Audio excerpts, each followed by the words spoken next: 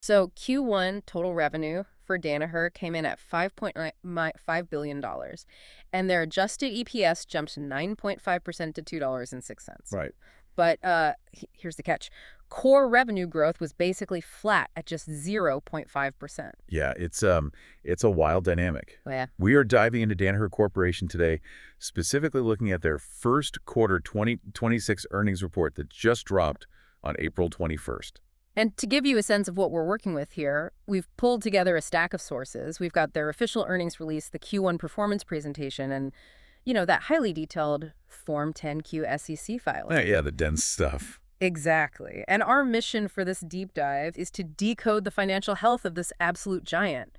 We really need to unpack how they are squeezing nearly 10% earnings growth out of totally flat revenue. Right, and we also have to talk about that massive $9.9 billion move they're making into acute care. Yes, the Massimo deal. We will definitely get to that.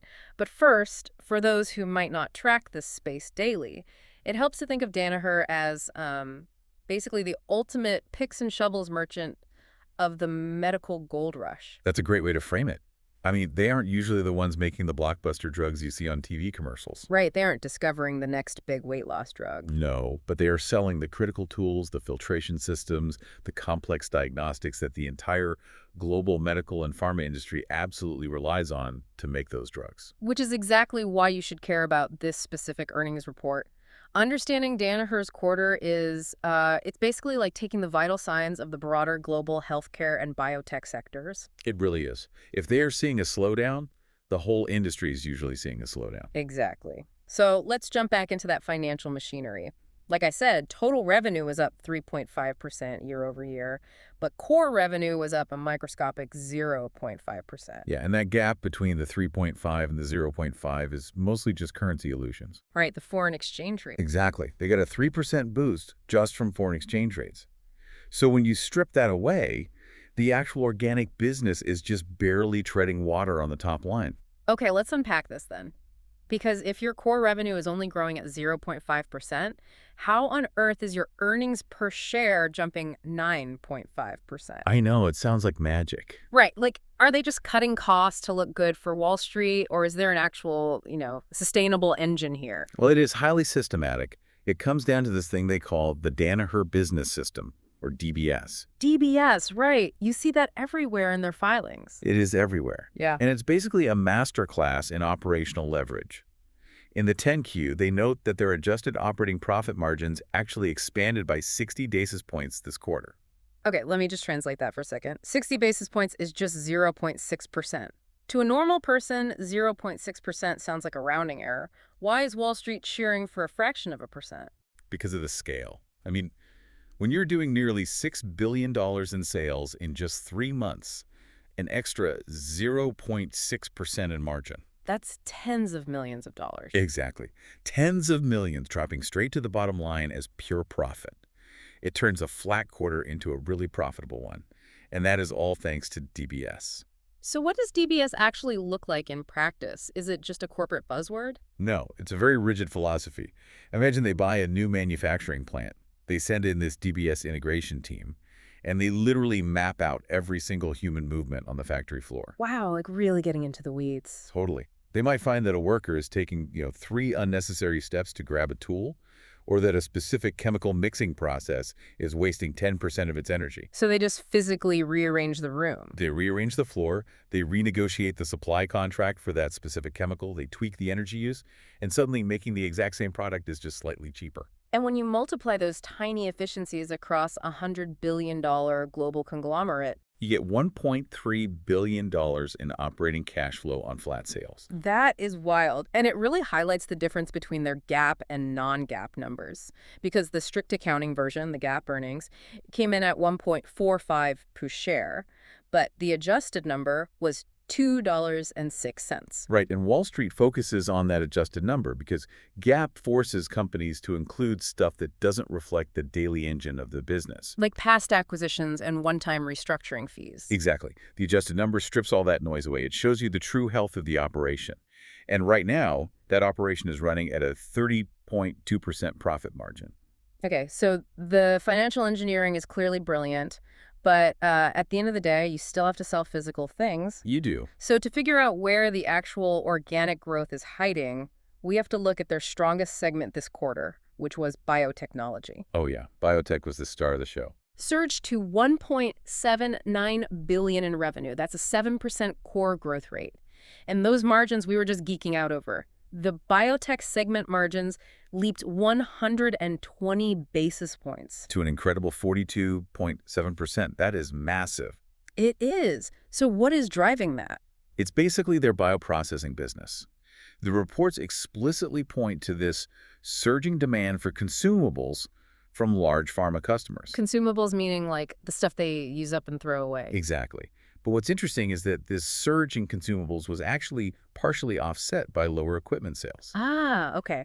That is the classic razor and blades business model. Oh, totally. Right, like Danaher might be selling fewer of the massive multi-million-dollar bioprocessing machines right now, the razors, but because those machines are already sitting in labs everywhere, they are selling an absolute mountain of the blades. Yeah, the specialized filters, the single-use mixing bags, the chemical reagents. Exactly. And why does that specific dynamic matter so much? Well, if we connect this to the bigger picture, strong consumables demand means the pharma giants are actively running their labs.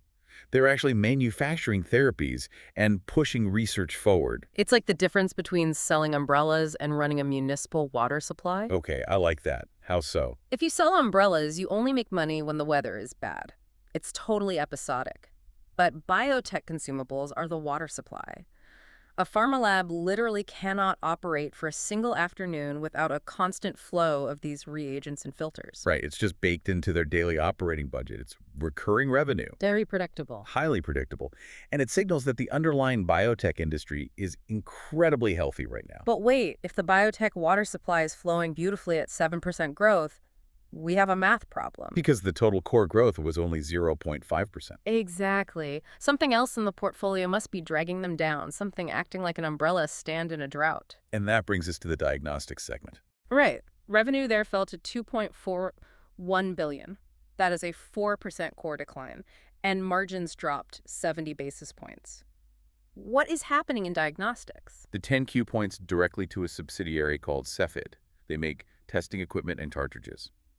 And they saw a really sharp decline in demand for respiratory tests. Let me guess, a post-COVID hangover. Basically, yeah. Management blamed it on a, quote, less severe respiratory season compared to Q1 of 2025. So they are quite literally at the mercy of the viral weather. They really are.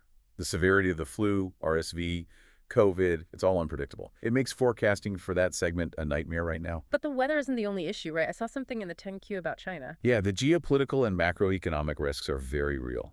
The segment saw a 2% price decrease, and a lot of that was driven by China's volume-based procurement program. Okay, VBP, volume-based procurement. Break that down for us. So historically, a medical device company like Danaher would sell to individual hospitals or regional health systems in China. Right, competing hospital by hospital. Exactly.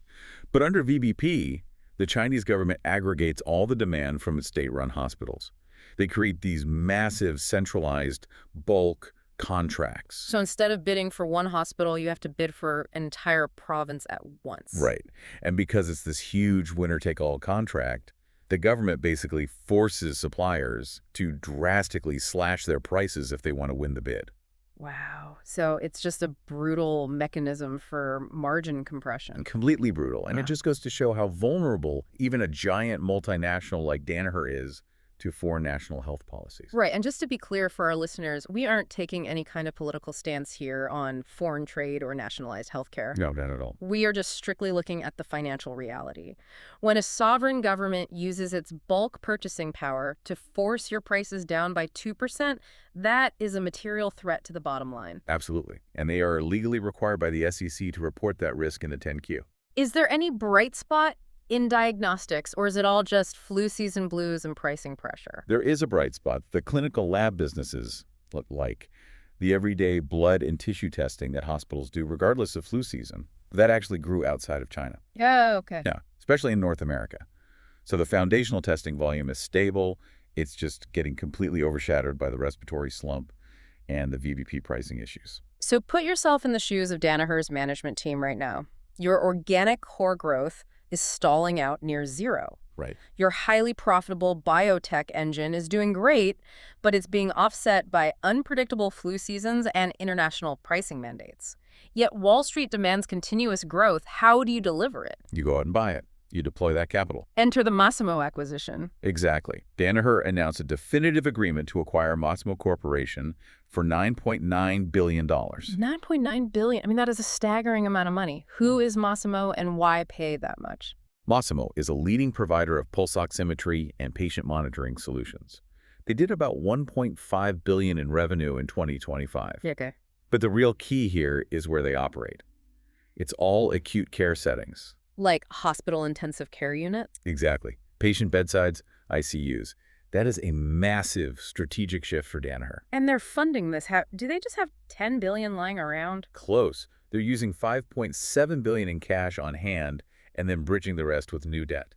It's taking on billions in new debt right now. That introduces some serious balance sheet risk. It definitely does. And the 10Q warns about this increased leverage. We're actually already seeing the friction of this deal hitting the numbers. Oh, really? How so? The transaction costs for Q1, like banking fees, legal structuring, that already dragged the diagnostic segment's margins down by 65 basis points. Wow, just the fees alone. But beyond the financial side, I look at this and see a huge operational culture clash. Because of the shift to acute care. Yeah. I mean, Danaher historically dominates the laboratory, right? Selling bioreactor filters to a pharma scientist feels fundamentally different from selling a pulse oximeter to a hospital ICU. It is a completely different ecosystem. Yeah. In lab, you're selling based on technical specs and long-term output.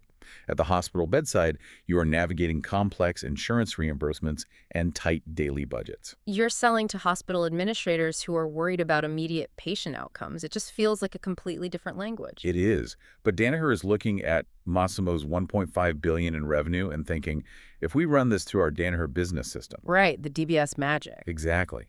They believe if they apply DBS, streamline the supply chain, optimize manufacturing, they can drastically expand Massimo's margins and make that $10 billion price tag look like a bargain. It's a very confident bet on their own operational superiority. Very aggressive. So let's look at how all these puzzle pieces fit into their future projections.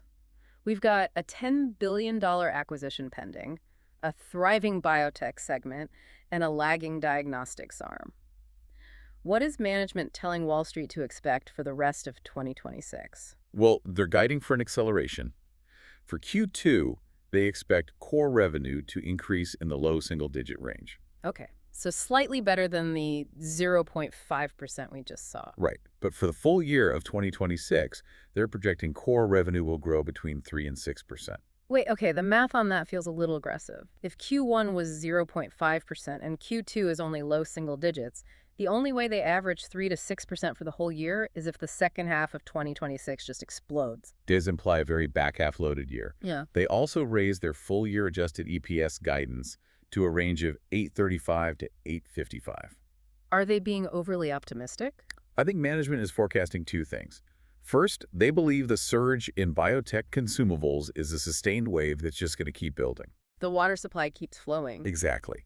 And second, they are betting that the bleeding in the diagnostic segment has finally hit the floor. That the respiratory declines will basically stabilize. Right. And they are projecting this aggressive growth curve while simultaneously preparing to integrate a $10 billion acquisition in a brand new care setting. It's a lot of moving parts. Though, to be fair, they did manage to clear one major distraction off their plate this quarter. Oh, the lawsuit. Yeah, the 10Q details the settlement of the Hawkins versus Danaher Securities class action. Right. The plaintiffs in that case claimed Danaher made misleading statements about bioprocessing revenues in the past, which artificially inflated the stock. Exactly. Now, why is settling this a notable win? And doesn't a huge class action settlement absolutely drain their cash flow right when they need it for Massimo? Settling is a huge strategic win, mostly because complex litigation is an immense drain on executive focus. Management needs all their attention on the Massimo integration, not sitting in depositions. That makes sense. But what about the cash hit? Surprisingly, the financial impact is minimal. The 10Q explains they recorded an offsetting insurance receivable. Okay, how does that actually work in reality? So Danaher carries specialized corporate liability insurance for exactly this type of shareholder lawsuit. When they agree to the settlement, They simultaneously verified that their insurers would cover the vast majority of the payout. Oh, wow. Yeah, so the net hit to Danaher's actual cash reserves is heavily mitigated. They clear the legal hurdle without draining the bank account. Which keeps that powder dry for the Massimo deal. Exactly. All right, so let's pull all these threads together. Today, we've explored how Danaher is basically running a masterclass in operational leverage, right? Using that Danaher business system to extract a 9.5% earnings jump from just a 0.5% revenue growth. Yeah, and we saw the incredible strength of that biotech segment.